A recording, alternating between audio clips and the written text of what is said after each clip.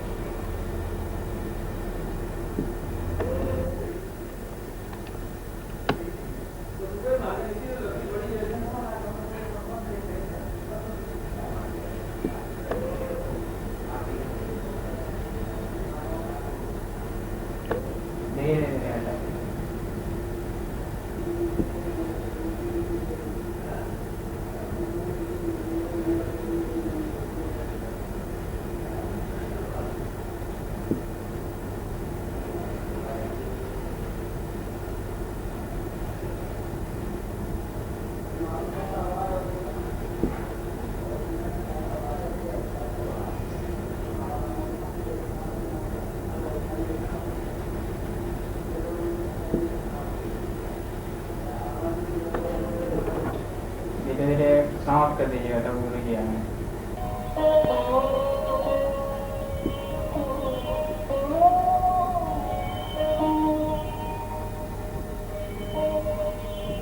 आज इस महत्वपूर्ण क्षणों में मैं आपके सामने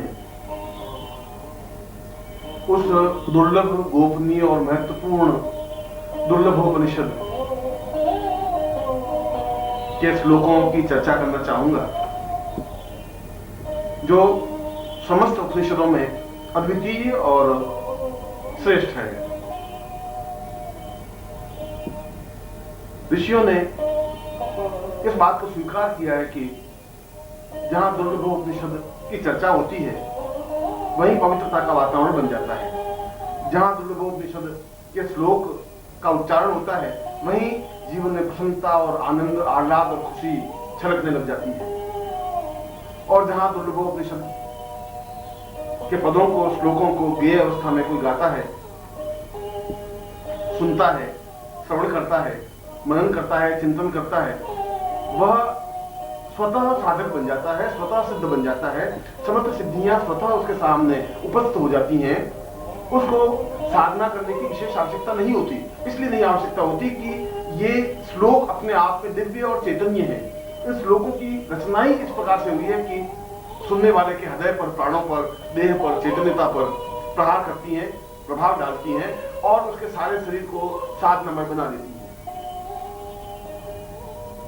इसीलिए शास्त्रकारों ने कहा है कि वास्तव में वे अत्यंत सौभाग्यशाली व्यक्ति होते हैं जिनके घर में दुर्लभोपनिषद होता है। वास्तव में उनके पुण्य उदय होते हैं जब वे दुर्लभोपनिषद की चर्चा करते हैं। वास्तव में उनके पूर्वजों का पुण्य उसके जीवन में अवतरित होता है जब वह दुर्लभोपनिषद के श्लोकों को बोलता है, उच्चारण करता है। और वास्तव में ही जब उसका सौभाग्य प्रारंभ होता है, जब उसका शुभ फल प्रारंभ होता है, जब उसका अच्छा समय शुरू होता है, तब उसके जीवन में, उसके घर में दुर्लभोपनिषद के श्लोक उच्चारित होते हैं और वह सुनता है। दुर्लभोपनिषद के प्रारंभ में ऋषि ने आप्त वाक्य में स्पष्ट किया है कि साधना और सिद्धियां तो स्वतः प्राप्त हो जाती है। उन साधनाओं को, उन सिद्धियों को करने के लिए कोई विशेष प्रयत्न करने की आवश्यकता नहीं है यदि उसने दुर्लभोपनिषद को सुना हो, पढ़ा हो, उच्चारित किया हो और नित्य श्रवण किया हो।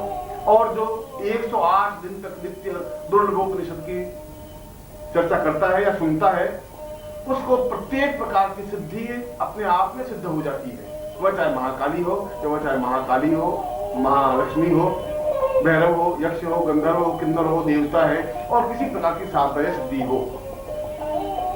वास्तव में यह एक अद्वितीय और दुर्लभ उपनिषद है जिसको मैं आपके सामने स्पष्ट कर रहा हूं। इसके कुछ महत्वपूर्ण श्लोकों को आपके सामने रख रहा हूं और ये आप लोगों का सौभाग्य है कि आपके घर में दुर्लभोपनिषद है। मगर दुर्लभोपनिषद के प्रारंभ में कहा गया है कि गुरु मुख से उच्चरित दुर्लभोपनिषद ही घर में गेय हो, क्योंकि सीधा संबंध जब गुरु ने बोला और आपके घर में उच्चरित हुआ, इसका तात्पर्य यह हुआ कि गुरु स्वयं आपके घर में अवतरित हुए, आपके घर में आए, बैठे, आपने उनकी वाणी से दुर्लभोपनिषद के श्लोकों को सुना। यह जीवन का सौभाग्य कहा जाता है, यह जीवन की श्रेष्ठता कही जाती है। और मेरे जीवन का अनुभव यह रहा है कि दुर्लभोपनिषद सुनने से और सुनने मात्र से ही आधी से ज्यादा सिद्धि तो स्वतः प्राप्त हो जाती है।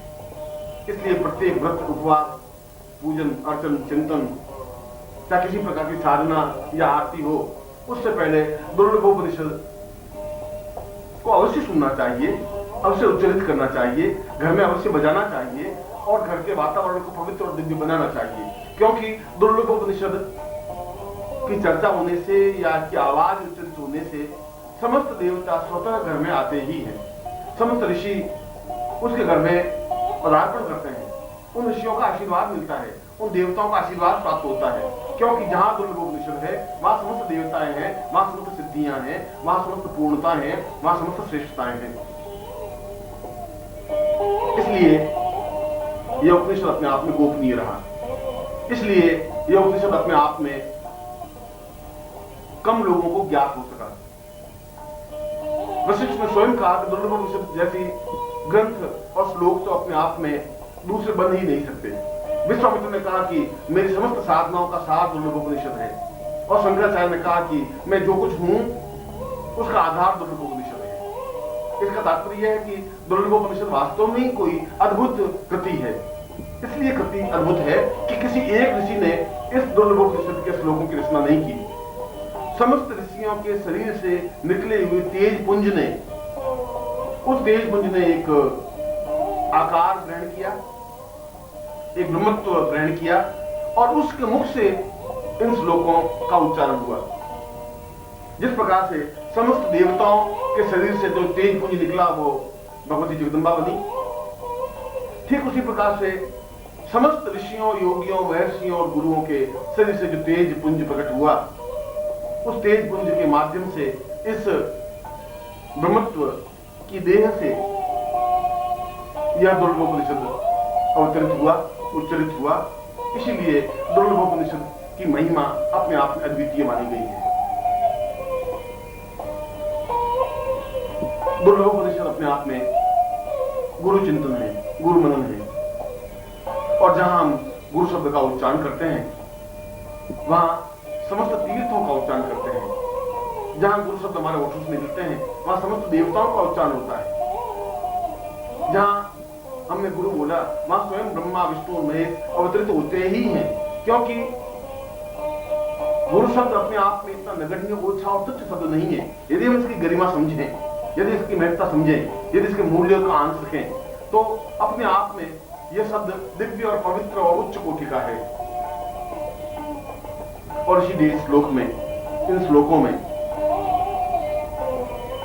गुरु से संबंधित उन पदों की रचना की गई है जो पद, जो श्लोक अपने आप में अद्वितीय हैं। कुछ कुछ श्लोक या कोई श्लोक ऐसे होते हैं, कुछ मंत्र ऐसे होते हैं जिनके उच्चारण मात्र से ही देवता सामने प्रकट हो जाते हैं। ये श्लोक भी वैसे ही हैं। इनके उच्चारण मात्र से ही समस्त देवता स्वयं उच्चारण करता व्यक्ति के सामने उपस्थित होते ही हैं, दृश्य अदृश्य रूप में। समस्त ऋषि, गंधर्व, यक्ष, किन्नर उसके सामने खड़े होते हैं हाथ बांध करके, क्योंकि वहां पर दुर्लभोपनिषद उच्चारण होता है, क्योंकि वहां दुर्लभोपनिषद को सुना जाता है। और जहां दुर्लभोपनिषद को सुना जाता है या उच्चारण होता है, उसके घर के समान तो देवता का स्वर्ग भी नहीं बन सकता। इंद्र की पुरी भी अपने आप में नगण्य और तुच्छ मानी जाती है, क्योंकि वहां पर गुरु चर्चा होती है, गुरु का चिंतन होता है, गुरु का हृदय का आगार होता है, गुरु के हृदय से भावभूमि स्पष्ट होती है, और हम उन तत्वों को, उन रचनाओं को स्पष्ट करते हैं जिनके माध्यम से हम गुरु पद विन्यास को समझ सकें, गुरु के चिंतन को समझ सकें। और उससे भी बड़ी बात यह है कि समस्त देवताओं और समस्त ऋषियों समस्त देवर्षियों और समस्त महर्षियों के शरीर के तपोपुंज का समग्र स्वरूप है। इसलिए ये श्लोक सामान्य किसी मनुष्य या देवता का बनाया हुआ नहीं है, किसी ऋषि या यक्ष का बनाया हुआ नहीं है। ये तो अपने आप में एक अद्वितीय चिंतन है, अद्वितीय भावभूमि है, अद्वितीय श्रेष्ठता है। और मैं आज पहली बार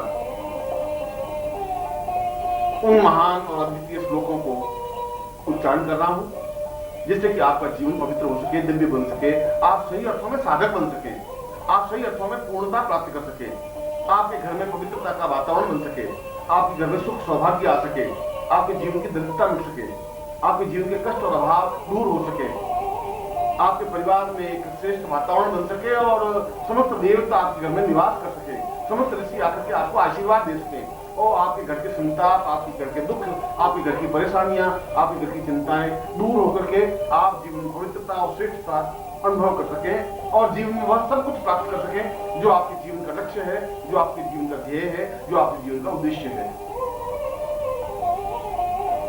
और आप जब इन श्लोकों को सुने, बजाएं, अनुभव करें या उच्चारण करें, तब अत्यंत पवित्र और दिव्य भाव मन में ला करके अपने सामने प्रत्यक्ष या चित्र में गुरु के दर्शन करके, उनको पूजा करके, उनकी अर्चना करके, उनके प्रति प्रणम्य होकर के, साष्टांग दंडवत करके अपने आप को गुरु के हृदय से जोड़ते हुए इन श्लोकों को सुने, इन श्लोकों को कानों के माध्यम से अपने हृदय पर, प्राणों में, चेतना में उतारें। घर के समस्त वातावरण में इन श्लोकों का गुंजरण करें। अपनी पत्नी, पुत्र, पुत्रवधुएं, घर के परिवार के सदस्य इनको सुने और उनका जीवन भौतिकता से कट करके एक पवित्र बन सके, एक दिव्य बन सके, एक चेतना में बन सके, एक सुसंस्कारित बन सके, बच्चों में अच्छे संस्कार आ सके, बड़ों के प्रति आदर सम्मान उनके हृदय में आ सके, उनके घर में देवता खेल सके, गणपति, शिव, विष्णु, ब्रह्मा, इंद्र, मरुदगण सभी उनके घर में स्थायी निवास कर सके, लक्ष्मी और अटूट लक्ष्मी का निवास उसके घर में हो सके।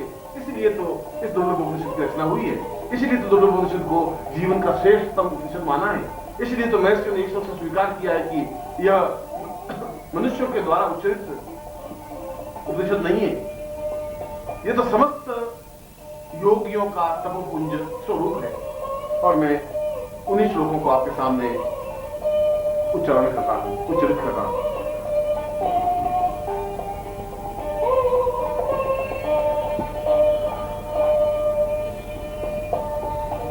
गुरुर्वै सदां पूर्वमदैव तुल्यम् प्राणो वदार्यैव हितं सदैव चिन्त्यं विचिन्त्यं भवमेकरूपम् गुरुर्वै शरण्यं गुरुर्वै शरण्यं। मैं इस जीवन में क्यों आया हूं, मेरे जीवन की डोर कहां बंधी हुई है, ईश्वर ने मेरा जन्म क्यों किया है, मैं इस पृथ्वी तल पर क्यों हूं, मेरे जीवन का उद्देश्य, मेरे जीवन का लक्ष्य क्या है, इनको तो केवल गुरुदेव आप ही समझा सकते हैं और कोई समझा भी नहीं सकता। और सभी तो जीवन के बंधन केवल स्वार्थमय बंधन है, जिनसे मैं जकड़ा हुआ हूं, उन पासों से, उन रस्सियों से, उन रज्जुओं से मैं बंधा हुआ छटपटा रहा हूं, वेदनाग्रस्त हो रहा हूं, अपने आप में दुखी और संतप्त हो रहा हूं, प्रत्येक पल अपने आप में व्यथित होता हुआ निरंतर मृत्यु की ओर अग्रसर हो रहा हूं। मेरे जीवन में सुख नहीं है, मेरे जीवन में चिंतन नहीं है, मेरे जीवन में सौभाग्य नहीं है। मैं समझ नहीं पा रहा हूं कि आखिर मेरे जीवन का उद्देश्य और लक्ष्य क्या है।